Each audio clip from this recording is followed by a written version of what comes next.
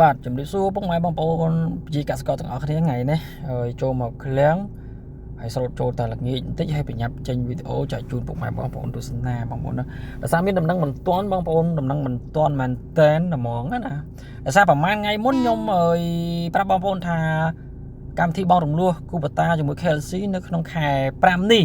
អញ្ចឹងត្រាក់ទ័រគេ free ការប្រាក់5ខែបងប្អូនណា free ការប្រាក់5ខែ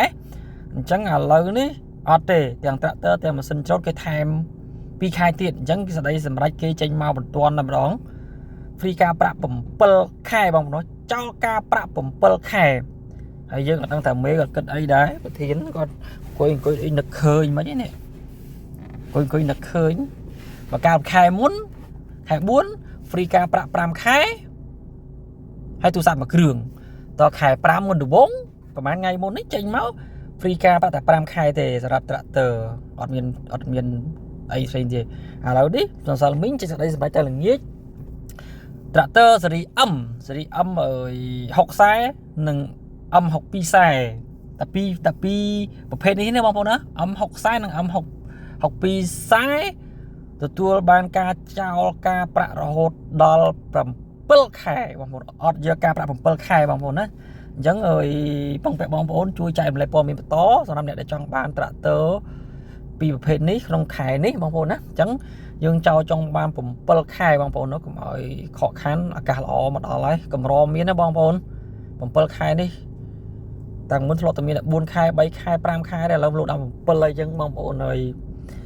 ព្យាយាមជួយចែករំលែកវីដេអូបន្តទៅដល់បងប្អូនណាដែលគាត់ចង់បានបងប្អូនណាអញ្ចឹងមានការជូនដំណឹងតែប៉ុណ្្នឹងទេថាឥឡូវ60ខ្សែនិង62ខ្សែចោលការប្រាក់7ខែបងប្អូនណាកុំឲ្យរំលងដោយសារការពីដើមខែ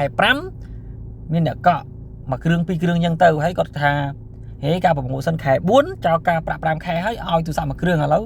ខ្ញុំកក់ក្នុងខែ5នេះសុំថែមទូរស័ព្ទមួយគ្រឿងដែរមកអញ្ចឹងណាអាហ្នឹងអត់បានទេបងប្អូនតែហួសពេកគឺហួសឲ្យអត់មានអ្នកណាកែប្រែទៅសុំឲ្យកើតទេអញ្ចឹងដូចគ្នាឱកាសល្អមកដល់ក្នុងកំឡុងពេលនេះចាប់ពីពេលដែលខ្ញុំជូនដំណឹងនេះរហូតដល់ថ្ងៃដាច់ខែ5នេះអញ្ចឹងអ្នកដែលរំលោះត្រាក់ទ័រ60ខ្សែនិង M62 ខ្សែគេចោលការប្រាក់